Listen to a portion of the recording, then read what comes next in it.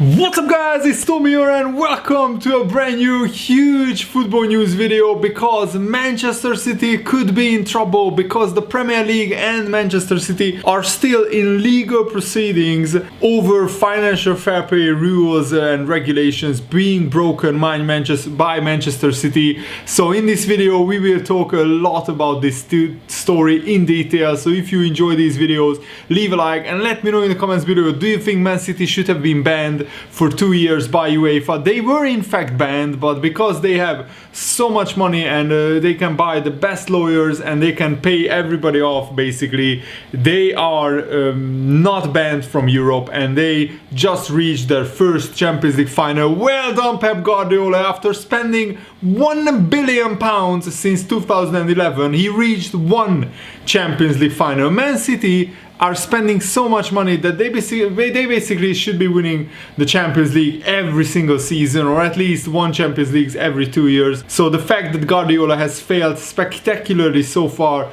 in the Champions League is really astonishing. I think this is the bare minimum that Man City should be doing, reaching Champions League finals with the amount of money and the amount of rules that they have broken. A report in the New York Times are saying that a confidential action is in progress with Manchester City's lawyers, arguing, like from the Premier League's point of view, that the club would not receive so the Man City lawyers are arguing that the club would not receive a fair hearing in the league's arbitration process. How dare they? Do you seriously think that they can get away with this? I'm really sad to see this, because how can they say that the club wouldn't get a fair hearing when they in fact breached financial fair play rules? They spent £1 billion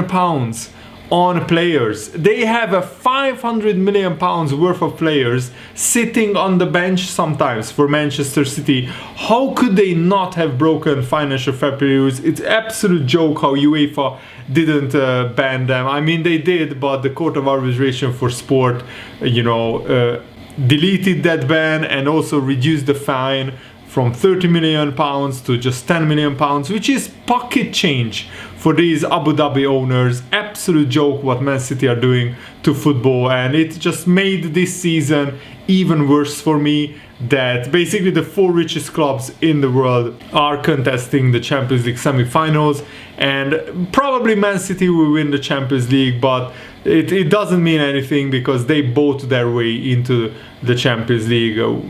So the Court of Arbitration for Sport ruled that any transgression by the club was either not proven or fell outside the 5-year window for prosecution.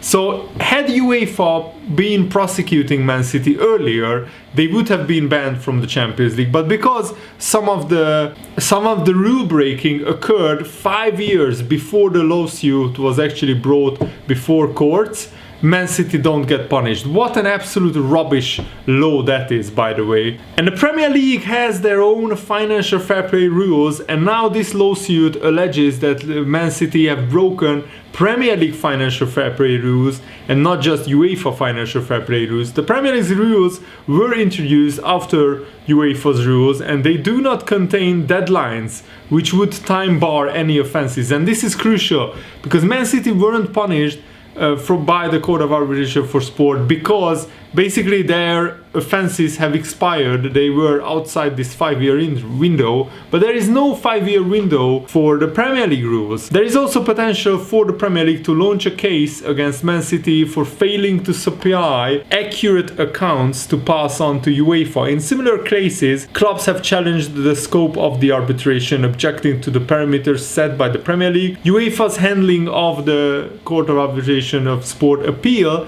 raised eyebrows among members of the independent bodies that prepared and handed down the verdict in the lawsuit against Man City. UEFA allowed the English club Manchester City to present last-minute witnesses, which was against the organization's own rules, but they let Man City take the initiative in compiling the three-man panel of judges. So this whole operation is corrupt. We know that UEFA is corrupt to the core. Almost everybody who has any sense of intelligence knows that Manchester City have broken financial fair play rules. And the Der Spiegel newspaper already proved with emails that were hacked and they got leaked that the veracity of the evidence given by the senior Manchester City official to the Court of Arbitration of Sport is not true. And UEFA did not challenge the court's verdict, saying that the legal advice was that such an appeal would stand little chance of success in forcing CAS to rehear the case, and on the slim chance it did, the chance of success at the second hearing was also limited. A similar view was also taken on the possible success of a prosecution under the UEFA disciplinary framework. Oh my goodness, this just absolutely makes my blood boil, that Manchester City can get away with murder. They can get away with anything because they have money, they have the best lawyers, and they are just, oh my goodness, they are just an absolute joke. They are making English football look like French or German football recently, with one team winning almost every trophy. And during this case against Manchester City, there was some discussion about whether the Premier League or the FA would be able to charge Manchester City using the same information collected by UEFA. Clubs are obliged to be honest with the ruling bodies, and City of course haven't been honest at all. City have always denied any wrongdoing and have gone to great lengths to protect their reputation and integrity. They point out that much of the evidence resulted from stolen documents, which the club says have been taken out of context.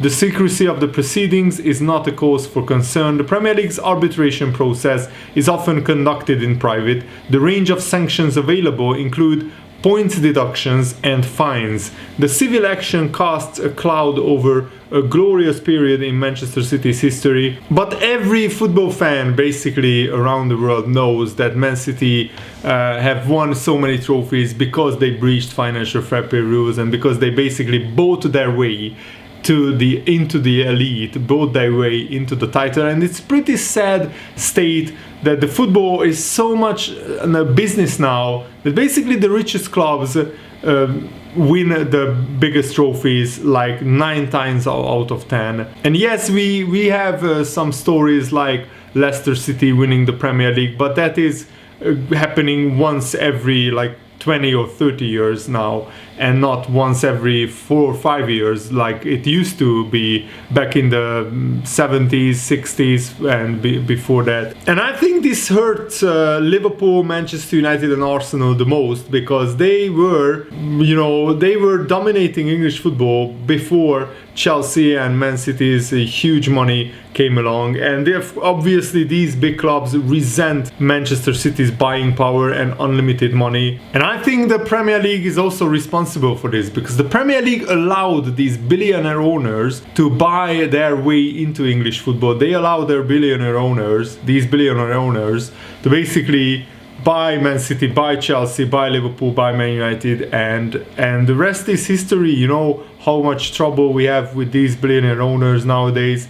The Super League is the biggest and best example, but there are other examples as well. And one of the main reasons why the top 6 clubs wanted to join the European Super League was to basically counter Manchester City's unlimited spending and unlimited money. Liverpool, Man United and Arsenal and other clubs also wanted to get a lot of money so they can counter Manchester City's huge advantage. I think the only club is Man United who can financially compete with Manchester City. They spent a similar amount in the last 10 years on players, but the other clubs, Liverpool spent 4th 1/4 of the amount that Man City spent in the last 10 years, sorry. A number of Premier League owners are keen that the Premier League and the FA scrutinizes and examines the Manchester City's conduct,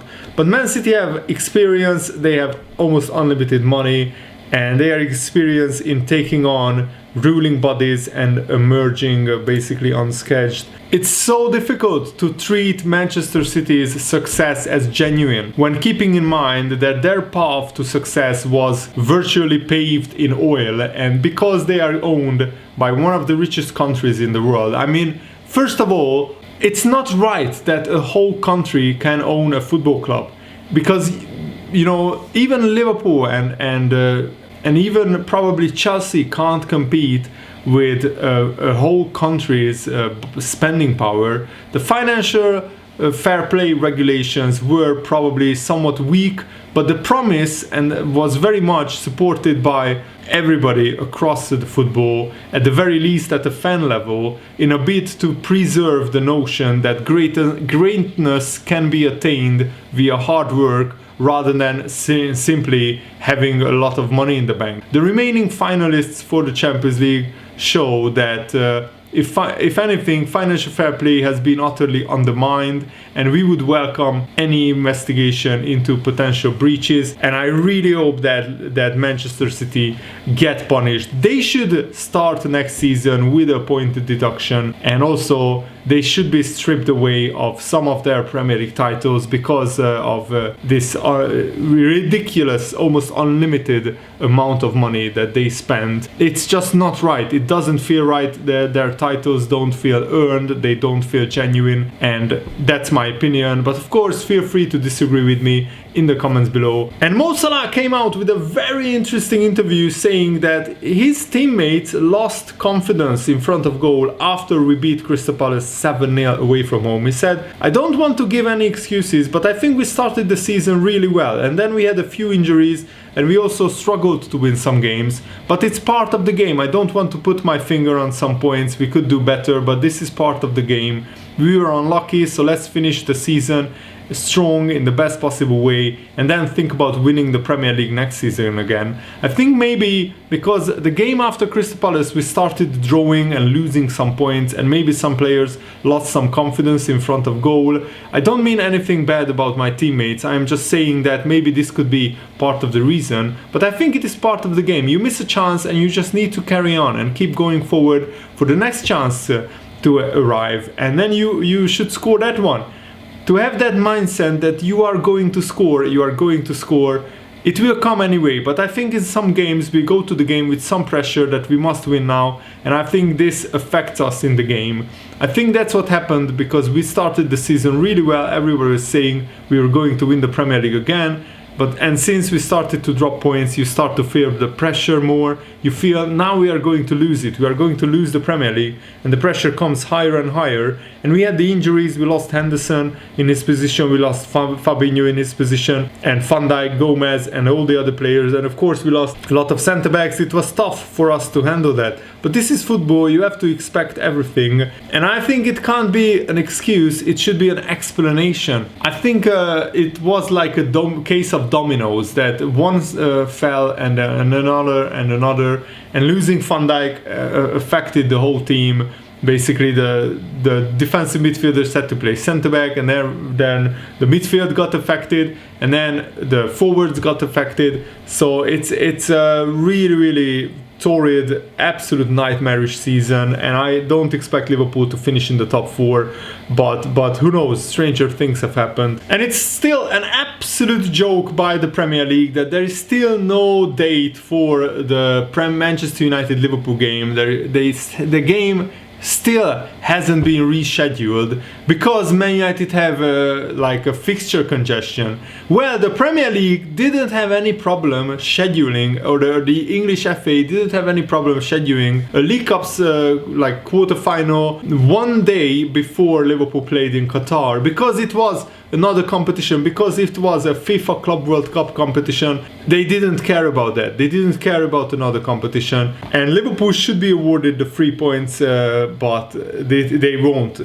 This game will be rescheduled, but I think probably Man United will get to the Europa League final, so I will be very, very interested to see how they will do this rescheduling, because on May the 6th, Man United will play Roma, and then the next weekend, Liverpool plays Saturday, Man United Sunday, and then Man United play in midweek, and then Liverpool play on the weekend. So probably the West Brom Liverpool game will be moved, and probably that will be the case, and Liverpool will have probably fixture congestion. What you could do is put the West Brom Liverpool game to the midweek, when Man United play Leicester, and then play Man United the Liverpool game on the weekend of May the 16th on Sunday. That's the only solution that I can see, but that would create a fixture congestion for Liverpool. It would punish Liverpool, when in fact it was Man United and Man United fans who caused the game to be delayed. So it doesn't feel right for me that Liverpool would be punished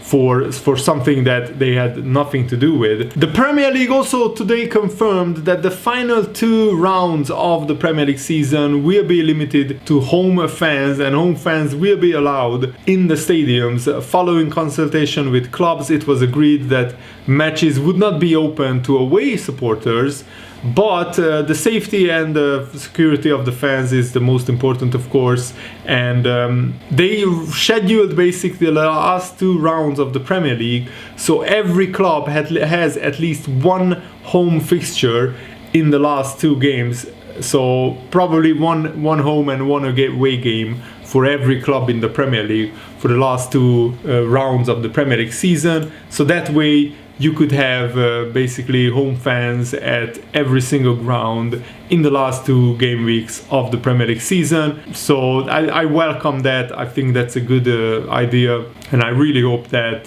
fans will return from next season, hopefully with the vaccination going well in the UK as well. Thanks for watching, guys. Hope you enjoyed this. Have a nice day. See you later. Goodbye.